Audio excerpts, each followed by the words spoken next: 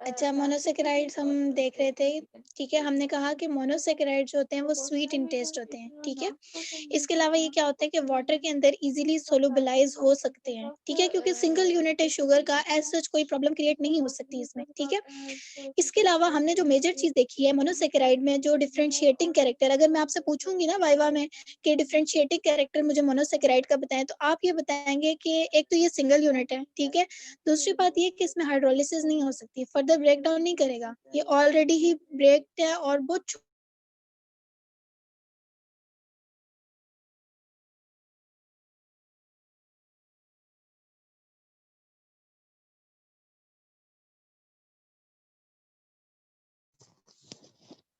Ma'am आवाज नहीं आ रही।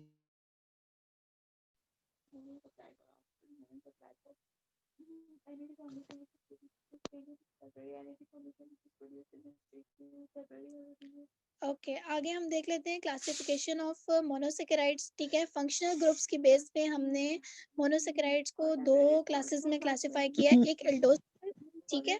और एक है कीटोज शुगर। ये हम मैम आवाज, एक्सक्यूज मी मैम, आवाज कट गई थी। ये शेडिंग कैरेक्टर्स फिर से बता दीजिएगा इसके मोनोसेकेराइड के। डिफरेंशिएटिंग, हाँ जी जी, डिफरेंशिएटिंग कैरेक्टर अगर आपसे पूछे जाए ना, तो एक तो ये है कि सिंगल यूनिट है, ठीक है? एक शुगर का मॉलिक्यूल जी है। दूसरा ये है कि इसमें हाइड्रोलाइज़ नहीं होती है, ठीक है? फर्दर ब्रेकडाउन नहीं होती है क्योंकि ऑलरेडी ये बहुत छोटा मॉलिक्यूल है, ठीक है? तो इसमें ब्रेकडाउन हम नहीं जी करवा सकते। क्लियर है? जी ओके। अच्छा, आगे हम लोग देख रहे हैं एल्डोज़ शुगर, ठीक है? एल्डोज़ हमने ये पहले भी मैंने आपको बताया था कि ग्लूकोज़ के अंदर आपके पास एल्डो देखें, एल्डो ग्रुप कौन-सा है? ये देखें, एल्डो ग्रुप कौन-सा है? CHO, CH3 C double bond O CH3 या R लगा हुआ है, ठीक है? तो ये हमारे पास कीटो ग्रुप है। तो ग्लूकोज़ में हमें पता चल रहा है ग्लूकोज़ के अंदर हमारे पास CHO प्रेज़ेंट होता है, ठीक है? CH2OH लगाते हैं ना अलग से साइक्लिक चेन में भी, और जो स्ट्रेट लाइन चेन होती है उसमें भी लगाते हैं ऊपर अलग से, ठीक है? तो इसको हम क्या कहते हैं कि हमारे पास ग्लूकोज़ के अंदर कौन-सा ग्रुप है? Aldo group. एल्डो और कीटो दोनों। एल्डो, ठीक है? ये मैं आप लोगों से बाद में पूछूँगी, कीटो नहीं है इसमें। Aldo group. ठीक है, इसमें सिर्फ एल्डो ग्रुप आ रहा है ग्लूकोज के अंदर। देखें स्ट्रक्चर को देखें। हाँ ठीक है। ठीक है। अच्छा, ग्लूकोज को जो है हम लोग ग्रेप शुगर भी कहते हैं, ठीक है? स्वीट इन टेस्ट होता है। इसके अलावा क्या है कि ये अगर दूसरे शुगर्स के साथ कंबाइन करेगा ना, तो ये क्या बना देगा? आप लोग मुझे बताएँ, मोनोसैकेराइड्स मिलके क्या बनाते हैं? डाइसैकेराइड। मोनो ठीक है, डाइसैकेराइड मिलके क्या बनाएँगे? ओलिगोसैकेराइड। ओलिगोसैकेराइड। ओलिगो पोली बनाएँगे। पॉली बनाए। पॉलीसैकेराइड की डेफिनेशन में देखें क्या लिखा है कि पहले वो क्या बनाते हैं? डाइसैकेराइड बनते हैं, उसके बाद क्या बनेंगे? पॉलीसैकेराइड। ओलिगो हमने बीच में क्लास जो रखी है ना, वो हमने इसलिए रखी है कि 3 से 10 अगर मॉलिक्यूल हो, अगर 3 या 10 से ज़्यादा मॉलिक्यूल के डाइसैकेराइड हो, फिर क्या करेंगे? इसलिए हम जो है वो ओलिगो को बीच में से स्किप कर देते हैं, ठीक है? क्योंकि जी। मुझे तो आइडिया कि कितने मॉलिक्यूल्स होंगे। हमने कहा कि अगर हमारे पास मोनोसैकेराइड की यूनिट जो है वो कंबाइन होंगे, तो वो हमारे पास क्या बनाएँगे? डाइसैकेराइड्स यूनिट बनाएँगे। जैसे कि सुक्रोज़ हो गया, माल्टोज़ हो गया, लैक्टोज़ हो गया, ठीक है? तो ये सारी चीज़ें जो है वो ये बनाते हैं। इसके अलावा उन्होंने बताया हुआ है commercially it is commercially obtained from starch, ठीक है? स्टार्च भी बेसिकली ग्लूकोज़ ही है, ये कार्बोहाइड्रेट है, ठीक है? ये सारी कार्बोहाइड्रेट की टाइप्स हैं, ठीक है? कि ये सारी चीज़ें जो है वो कार्बोहाइड्रेट हैं जो हमारी बॉडी की मेन रिक्वायरमेंट होती हैं, मेन शुगर्स होती हैं जो हमें क्या प्रोवाइड करती हैं? एनर्जी प्रोवाइड करती हैं, ठीक है? आगे इन्होंने नॉर्मल ब्लड ग्लूकोज़ लेवल दिया हुआ है, ये शायद आप लोगों ने पहले पढ़ा हो कभी। फास्टिंग में फास्टिंग का क्या मतलब है? रोजे की हालत में, मतलब रोज़े की, भूख। ये जी कहेंगे कि आप या कुछ नहीं 8 घंटे से लेकर 12 घंटे तक, ठीक है? बगैर जी कुछ खाए अगर नॉर्मल ब्लड ग्लूकोज़ चेक करना है किसी पेशेंट का, तो वो हमारे पास 80 टू 100 एमजी होना चाहिए, ठीक है? अगर इससे ज़्यादा है तो हम कहेंगे कि इसका एक्सीड कर रहा है फास्टिंग ग्लूकोज़, अगर कम है तो हम कहेंगे फास्टिंग ग्लूकोज़ इसका कम है, ठीक है? और अगर रैंडम की बात करें, रैंडम का मतलब है कि हमें नहीं पता, कोई आपके पास पेशेंट आया ना शुगर चेक करवाने के लिए ग्लूकोज़ लेवल, तो आपको नहीं पता किसने खाना खाया हुआ है, नहीं खाया हुआ, कुछ भी नहीं पता। आप उसको रैंडमली जी चेक करें, ठीक है, किसी भी टाइम आप बीच में उठा के चेक करें, तो रैंडम ग्लूकोज लेवल जो है वो 100 से लेके 120 mg तक होना चाहिए। ये चीज़ याद रखनी है, ये एमसीक्यूज़ में आती हैं ये चीज़ें कि फास्टिंग का जी। कितना है और रैंडम कितना है, ठीक है? कितना है फास्टिंग का 80 to 100 और रैंडम कितना है 100 to 120। ग्लूकोज का दूसरा नाम जो है वो डेक्सट्रोज भी है, ठीक है, इसको हम लोग डेक्सट्रोज भी कहते हैं। आगे ये इसकी फर्दर क्लासिफिकेशन दी हुई है, ठीक है। ग्लूकोज का स्ट्रक्चर कौन कौन से मॉलिक्यूल्स में आ सकता है, राइबोज आ सकती है, एरिथ्रोज आ सकती है, ग्लूकोहेप्टोज आ सकती है, ये आपने एज इट इज याद रखने हैं। आगे हम लोग देख लेते हैं कीटो शुगर। कीटो शुगर का भी वही फार्मूला है, C6H12O6, सिर्फ स्ट्रक्चर में डिफरेंस है, ठीक है। इसमें क्या होता है कि the most common source of fructose is sucrose, ठीक है। सुक्रोज से जो है वो फ्रुक्टोज हासिल की जाती है, ठीक है। सुक्रोज भी एक शुगर है, जैसा ग्लूकोज है ना एक शुगर है ना, इसी तरह सुक्रोज भी एक शुगर है, एक कार्बोहाइड्रेट है, जिससे हम लोग जो फ्रुक्टोज को जो है वो हासिल करते हैं, और सबसे ज्यादा स्वीटेस्ट होती है। अगर आप बात करें ना कि अगर ओवरऑल जनरल आप कहें कि हमें पता है कि कार्बोहाइड्रेट स्वीट इन टेस्ट होते हैं, लेकिन हर एक में क्वांटिटी मैटर करती है, किसी में ज्यादा शुगर है किसी में कम है। तो अगर हम कहें कि सबसे ज्यादा स्वीट कौन सा कार्बोहाइड्रेट होता है, तो वो हमारे पास फ्रुक्टोज होता है, ठीक है। फ्रुक्टोज में सबसे ज्यादा आपके पास जो है वो शुगर कंटेंट पाया जाता है। जो हनी होता है, हनी का आपको पता है कि बहुत स्वीट इन टेस्ट होता है, तो उसके अंदर क्या पाया जाता है, फ्रुक्टोज पाया जाता है। फ्रुक्टोज का मॉलिक्यूल होता है जिसकी वजह से वो हमें बहुत ज्यादा स्वीट इन टेस्ट फील हो रहा होता है। इसके अलावा it is present appreciable amount in seminal fluid में पाया जाता है, और स्पर्मेटोजेनेसिस के प्रोसेस यानी फर्टिलाइजेशन का जो प्रोसेस है ना, उसमें यूज होता है। जो सेमिनल फ्लूइड होता है ना, जो मेल गेमेट से आता है, ठीक है, तो उसकी फर्दर प्रोसेसिंग में भी फ्रुक्टोज इन्वॉल्व होता है। इसके आगे एग्जांपल्स अगर जो कीटोस शुगर है उसके आगे और भी 2-3 एग्जांपल है, एरिथ्रोरुलोज है, ठीक है। इसके अलावा राइबोलोज है और सीडोहेप्टुलोज है, ठीक है। लेकिन हम लोगों ने सिर्फ फ्रक्टोज की डिटेल पढ़ी है, वो इस वजह से कि बाकी जो है वो मोस्ट कॉमनली यूज नहीं होते, ठीक है। एल्डो में हमने ग्लूकोज की डिटेल देख ली और कीटो में हमने फ्रुक्टोज की डिटेल देख ली। मोनोसैकेराइड्स क्लियर है? जी। जी मैं ओके, क्लियर है। आगे हम लोग मूव कर रहे हैं डाइसैकेराइड्स। डाइसैकेराइड में हमने बात की कि हमारे पास 2 शुगर के मॉलिक्यूल हैं, ठीक है। अब 2 शुगर के मॉलिक्यूल हैं तो वो हमारे पास क्या देंगे, 2 मोनोसैकेराइड की यूनिट देंगे ना, ठीक है। डबल है यानी कि एक ही कंपाउंड बना हुआ है, उसके अंदर 2 शुगर के मॉलिक्यूल इकट्ठे हुए हैं। जब उनकी हाइड्रोलिसिस होगी, ब्रेक डाउन होगी, तो वो क्या करेंगे, 2 मोनोसैकेराइड में यानी छोटे-छोटे 2 अलग से मोनो पार्टिकल्स जो है वो जनरेट करेंगे हाइड्रोलिसिस से, ठीक है। इसके अलावा ये होता है कि जो डाइसैकेराइड्स होते हैं वो नेचुरली आपके जो है बॉडी के अंदर प्रेजेंट होते हैं, और मोनोसैकेराइड की निस्बत लेस स्वीट इन टेस्ट होते हैं। सबसे ज्यादा स्वीटेस्ट कार्बोहाइड्रेट कौन सा है? फ्रुक्टोज। ठीक हो गया। अब क्या होता है कि 2 मोनोसैकेराइड यूनिट्स है ना, इनके दरम्यान में ग्लाइकोसिडिक लिंकेज होती है। ग्लाइकोसिडिक लिंकेज कौन सी होती है, जो आपने कार्बोहाइड्रेट में देखी है ना, CHO के दरमियान, COH और H के दरमियान जो लिंकेज देखी थी स्ट्रेट चेन में, जी मैम।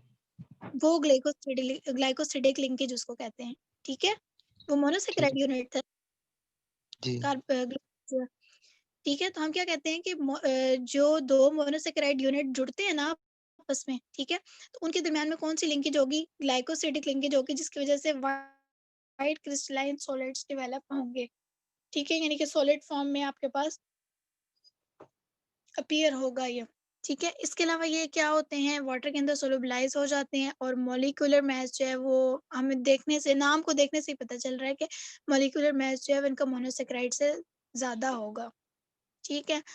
आगे हम लोग अगर डाइसैकेराइड्स की क्लासिफिकेशन की तरफ जाएं तो 2 तरह की क्लासिफिकेशन है हमारे पास, होमोजीनियस और हेटेरोजीनियस। होमोजीनियस क्या होती हैं कि अगर सारी शुगर जो है, ठीक है, जितने भी शुगर मॉलिक्यूल है डाइसैकेराइड में वो एक जैसे हैं, ठीक है। हम कह रहे हैं कि ग्लूकोज मॉलिक्यूल है, ठीक है, सारे ग्लूकोज हमें पता है मोनो है, तो हम कह रहे हैं कि ग्लूकोज का जो है कॉम्बिनेशन है इस डाइसैकेराइड के अंदर, तो उसको हम क्या कहेंगे, होमोजीनियस है, ठीक है।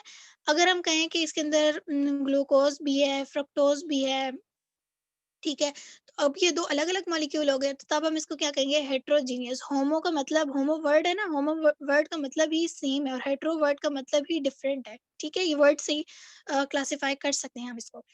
अब क्या है कि दो सेम यूनिट वाले जो शुगर है, अगर ग्लूकोज का आप कहें ना, तो ये आपके पास माल्टोज बनता है, इसको हम कहते हैं माल्टोज, ठीक है। इसी तरह सुक्रोज की अगर बात करें, सुक्रोज में आपके पास ग्लूकोज और फ्रुक्टोज का कॉम्बिनेशन होता है, अलग अलग डाइसैकेराइड यूनिट्स का।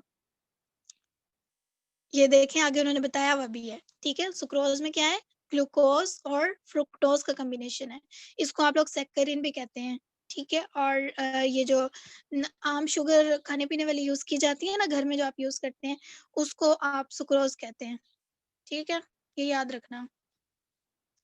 इसके अलावा लैक्टोज है, ग्लूकोज पर ग्लैक्टोज, मिल्क शुगर। वैसे दूध आप पीते हैं तो आपको कड़वा उसका जायका लगता है? नहीं मैम।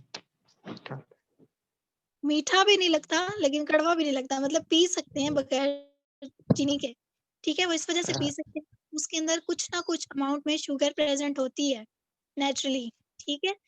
उसके अंदर ग्लूकोज है, इसके अलावा ग्लैक्टोज शुगर प्रेजेंट होती है, इस वजह से आप उसको जो है ना वो कर सकते हैं, पी सकते हैं।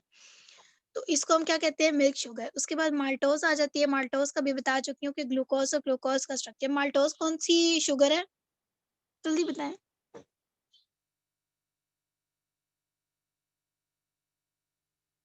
माल्टोज आपने बताया कि होमोजीनियस है। ठीक है, होमोजेनियस डाइसैकेराइड यूनिट है, ठीक है। जी। अच्छा, इसके अंदर डाइसैकेराइड है तो इसका क्या मतलब हुआ कि दो मोनोसैकेराइड की यूनिट है, ग्लूकोज प्लस ग्लूकोज। याद रखना कि सेम यूनिट है ना तो हम उसको कहेंगे होमोजीनियस है, डिफरेंट यूनिट है हम क्या कहेंगे, हेट्रोजीनियस है। इसको फ्रूट शुगर कहा जाता है। फ्रूट्स का सारों को पता है मीठे होते हैं ना, तो फ्रूट्स के अंदर कौन सी शुगर है, माल्टोज। आम खाने पीने वाली शुगर कौन सी है, सुक्रोज। और दूध के अंदर कौन सी है, लैक्टोज। ये याद रखनी है, लैक्टोज। ये छोटी छोटी ठीक है। चीजें होती है, ये याद रखनी है आप लोगों ने। नेक्स्ट आ जाते हैं हमारे पास ओलिगोसैकेराइड्स। ओलिगोसैकेराइड्स कितने यूनिट्स का कॉम्बिनेशन था, समरा? 3 to 10 ठीक है, 3 to 10 की किस चीज के यूनिट्स, शुगर के मोनोसेक्राइड जो मोनोसैकेराइड मोनोस यूनिट होते हैं, जी ठीक है। जी इसके क्या वो जो बात मैं आपको ऊपर बता रही थी, इन्होंने यहाँ पे मेंशन भी कर दिया, नॉट इम्पोर्टेंट फिजियोलॉजिकली, इनको इतना ज्यादा इंपॉर्टेंस नहीं दी जाती, ठीक है। 3 से 10 बन गए हैं, इनको अलग क्लासिफाई कर दिया, लेकिन एज सच इनकी कोई इंपॉर्टेंस नहीं है, ठीक है। ओलिगोसैकेराइड की मेन कौन कौन से हैं, मोनोसैकेराइड है, डाइसैकेराइड है या पॉलीसैकेराइड है, ठीक है। लेकिन फिर भी ओलिगो की याद रखनी, क्योंकि ये एमसीक्यूज अक्सर पूछ लेते हैं कि कितने यूनिट हैं इसमें मोनोसैकेराइड के, ठीक है। जी पॉलीसैकेराइड की देखें तो आपको मैंने बताया 10 या 10 से ज्यादा, बल्कि 10 नहीं, 10 तो उसमें आ जाते हैं ना ओलिगो में, 10 से ज्यादा मॉलिक्यूल्स जो होंगे ना वो आपके पास उसमें आएंगे, पॉलीसैकेराइड में आएंगे। पॉलीसेक्राइड हाँ जी। और ये आपको क्या देंगे, डाइसैकेराइड्स, ठीक है। डाइसैकेराइड्स देंगे और किस पे, हाइड्रोलिसिस पे, ब्रेक डाउन जब होगी वाटर मॉलिक्यूल की तो पहले पहले डाइसैकेराइड में कन्वर्ट होंगे, याद रखनी है। पॉलीसैकेराइड में, डाइसैकेराइड में जब कन्वर्ट हो जाएंगे, अब दो दो यूनिट बन, एक आप कह ले कपल बन गया या एक पेयर बन गया, ठीक है। अब वो किस में कन्वर्ट होंगे, सिंगल यूनिट में उन्होंने कन्वर्ट होना है। मोनोसैकेराइड उनकी आखिरी मंजिल है ही मोनोसैकेराइड, उन्होंने सिंगल यूनिट में कन्वर्ट होना है। जब तक वो सिंगल यूनिट में कन्वर्ट नहीं होंगे वो बॉडी के अंदर एब्जॉर्ब ही नहीं हो सकते, बॉडी के अंदर वो प्रॉब्लम्स क्रिएट कर सकते हैं, ठीक है। मुख्तलिफ बीमारियां कॉज करवा सकते हैं। अब क्या होता है, ये हमने देख लिया कि डिफरेंट जो सेकेराइड्स है ना, यूनिट या मोनोसैकेराइड, वो ज्वाइन करके क्या बना देते हैं, पॉलीसैकेराइड्स बना देते हैं। और एक चीज याद रखें, पॉलीसैकेराइड जो होते हैं वो टेस्टलेस होते हैं, उनका कोई टेस्ट नहीं होता, ठीक है। और इतने ऑप्टिकली एक्टिव भी नहीं होते। हमेशा याद रखें जब किसी ड्रग की या किसी चीज की हम बात करें ना, ये एक्टिव है, एक्टिव का याद रखें, उसका मतलब है कि मेटाबोलाइट्स फॉर्म है, यानी छोटे छोटे पार्टिकल्स के फॉर्म है, कभी भी बड़ी कोई चीज एक्टिव नहीं हो सकती, ठीक है। अगर हम फूड की बात कर रहे हैं, ड्रग की बात कर रहे हैं, जैसे हम बायोकेम देख रहे हैं तो हम कार्बोहाइड्रेट, प्रोटीन, लिपिड आगे देखेंगे। हर चीज जो छोटे पार्टिकल्स है ना, हमेशा वही आपके पास एक्टिविटी शो करते हैं, बड़े पार्टिकल्स कभी भी एक्टिव नहीं हो सकते। आगे हम लोग देख लेते हैं कि क्लासिफिकेशन ऑफ पॉलीसैकेराइड्स। पॉलीसैकेराइड्स की दो टाइप्स होती हैं, होमोपॉलीसैकेराइड्स और हेट्रोपॉलीसैकेराइड्स। होमो का क्या मतलब है, सेम। सेम और हेट्रो, डिफरेंट। ठीक है, नाम से जाहिर हो रहा है ना, तो नाम से ही हमें जी पता लगा होमोपोलीसेकेराइड का क्या मतलब है कि उसके अंदर जो मोनोसेकेराइड के यूनिट होंगे वो क्या होंगे, एक जैसे होंगे। पॉलीसेकेराइड में हमें पता है कि पॉलीसेकेराइड का फंक्शन क्या है, वो कन्वर्ट होता है डाइसेकेराइड में, उसके बाद मोनोसेकेराइड में। तो इसमें होमोपोलीसेकेराइड में क्या होता है कि जब वो मोनोसेकेराइड के यूनिट बनाते हैं, यानी कि स्मॉल छोटे-छोटे यूनिट से बनाएंगे ना हाइड्रोलिसिस में, तो वो एक जैसे यूनिट होंगे। अब एक जैसे कैसे होंगे? हो सकता है कि वो सारे यूनिट जो है वो ग्लूकोज के हों, ठीक है? या हो सकता है वो सारे यूनिट जो है फ्रुक्टोज के हों, ठीक है? अब ये वाले जो आपके पास पॉलीसेकेराइड बनते हैं ना, होमोपोलीसेकेराइड, उसमें हमारे पास एग्जांपल है स्टार्च की दी गई है, ग्लाइकोजन की दी गई है, जो आटा होता है या मैदा होता है, इनका टेस्ट होता है, कैसा टेस्ट होता है इनका? टेस्टलेस होते हैं। टेस्टलेस, टेस्टलेस है। बिल्कुल टेस्टलेस होते हैं। ठीक है, टेस्टलेस क्यों होते हैं? क्योंकि इनमें से क्या प्रेजेंट है, starch, and starch is a polysaccharide. समझ आई है अब? जी मैम। जी अच्छा, उसके बाद आते हैं हेटेरोपॉलीसेकेराइड। हेटेरो में हम उसी के ऑपोजिट होगा कि जब इसमें मोनोसेकेराइड बनेंगे हाइड्रोलिसिस में, तो वो डिफरेंट टाइप्स के मोनोसेकेराइड्स होंगे, एक टाइप के नहीं होंगे। ऐसा हो सकता है ग्लूकोज है, फ्रुक्टोज है, ठीक है? और क्योंकि मोनोसेकेराइड यूनिट है, तो इस तरह डिफरेंट जो है वो मोनोसेकेराइड यूनिट आपस में जुड़ सकते हैं। इसकी एग्जांपल इन्होंने दी है म्यूसिलेज और हेमीसेलुलोज। सेलुलोज तो हम आगे देख रहे हैं, म्यूसिलेज का आइडिया है कुछ क्या होता है? कभी ये वर्ड सुना है? No no ma'am. पौधे देखे हैं, जी पत्ते देखे हैं, जी उनको कुछ पत्ते, सब पत्तों की बात नहीं करी, कुछ पत्ते ऐसे होते हैं ना कि उनको अगर आप कट करो तो उनके अंदर से व्हाइट कलर की एक चीज निकलती है, गम तरह की। देखे हुए ऐसे जी पत्ते? जी अब व्हाइट कलर की गम निकल रही होती है ना उनसे, उसको कहते हैं म्यूसिलेज। ठीक सही है, जी तो इस मतलब हुआ कि वो म्यूसिलेज किस चीज की बनी हुई होती है, क्या है उसके अंदर? हेटेरोपॉलीसेकेराइड। हेटेरोपॉलीसेकेराइड है, ठीक है। अच्छा, सेलुलोज जो है वो ये मैंने शुरू में भी बताया था कि सेलुलोज जो है वो हमारे पास सेल वॉल ऑफ प्लांट्स के अंदर प्रेजेंट होती है। एनिमल में सेल वॉल होती है? No ma'am. नो प्लांट्स में। ठीक है। एनिमल में क्या होता है? एनिमल में सेल प्लांट मेम्ब्रेन। ठीक है। एनिमल में सेल मेम्ब्रेन होती है और प्लांट्स में सेल वॉल होती है जो सेलुलोज की बनी हुई होती है, ठीक है। इसके अलावा स्टार्च है, स्टार्च जो है हमारे पास क्या है, स्टोर्ड फूड मटेरियल होता है प्लांट्स के अंदर। कॉर्न्स हो गए, कॉर्न्स क्या है, छिल्ली, ठीक है। इसके अलावा ग्रेन्स क्या है, दाने, डिफरेंट, ठीक है। इसी तरह आटे के अंदर होते हैं, ग्रेन्स में ये गंदम के दाने भी आ जाते हैं, सारे दाने आ जाएंगे, ठीक है। और इस तरह की सारी चीज़ों में जो है वो स्टार्च पाया जाता है, ठीक है। इसके अलावा ग्लाइकोजन, ग्लाइकोजन जो है वो कहाँ पे पाया जाता है? एनिमल मसल्स में और लिवर में, ठीक है। ये बॉडी के अंदर पाया जाता है, प्रेजेंट होता है। स्टार्च जो है हमने कहा कि ग्रेन्स में है, सीड्स में है, ये ट्यूबर्स में है, ठीक है। जो ट्यूब्स होती है ना प्लांट्स की, यानी कि रूट्स हो गई, ठीक है, उनकी बात की जा रही है। क्योंकि रूट्स, पहले सीड होता है, सीड के बाद क्या होते हैं, रूट्स आती है ना, वहीं से तो निकलती है रूट्स। तो ये उन चीजों की बात हो रही है। ग्रेन्स हो गए, दाने, ठीक है। इन सारी चीजों में आपके पास क्या प्रेजेंट होता है, स्टार्च प्रेजेंट होती है। स्टार्च की फर्दर दो टाइप्स होती हैं, अमाइलोज और अमाइलोपेक्टिन। ठीक हो गया, ये आपका आज चैप्टर 1 जो है वो खत्म हो गया।